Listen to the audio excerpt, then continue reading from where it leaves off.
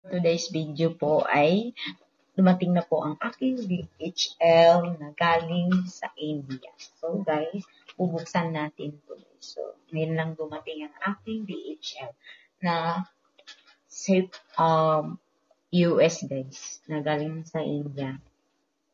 DHL. So sabay natin buksan kung anong meron po. So US po. So, bugo dyan. So, I'm excited to nabuksan to guys. Excited na po ako buksan ang laman nito ng aking DHL guys. So, I have 10% left na pala guys. So buksan na natin guys. So, let's do it guys. Buksan natin yung DHL. So, paano ba buksan to guys?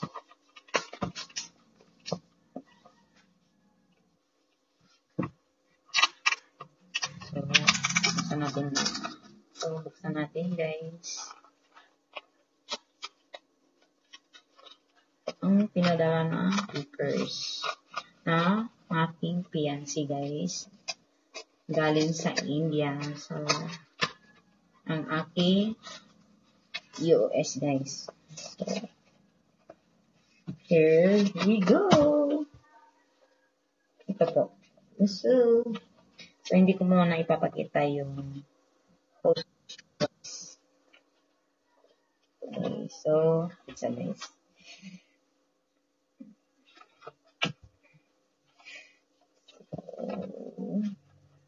Bubuksan ko muna to guys sa likod kasi napaka gipit-pilitan guys ba? Atot ni guys, pilit kay guys, look ko. Napilit kay ang isa guys. Magwa sa ko guys. Wow, muna ako ng kunting guys. So,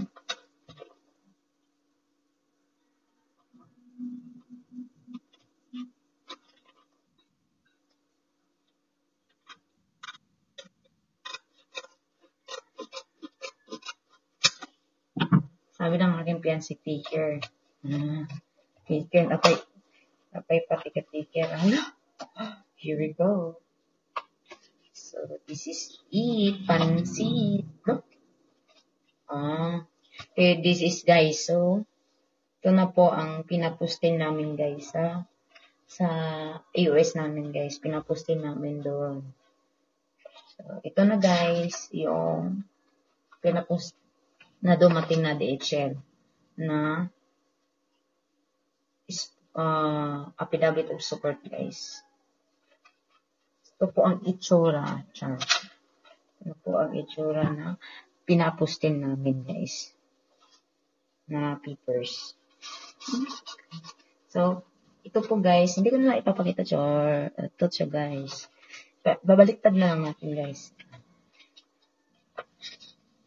Ito siya guys.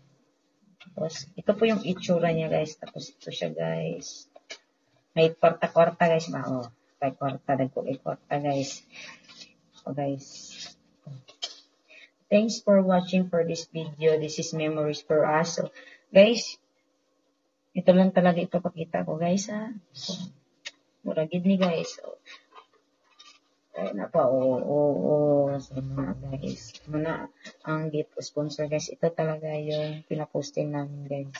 Yung original copy na pinadala ni Indian guys. So, thanks for watching for this video. Don't forget to subscribe my YouTube channel. So, ito po. Tapos back po, pinapost. Ito na pala. Tapos, pera-pera guys.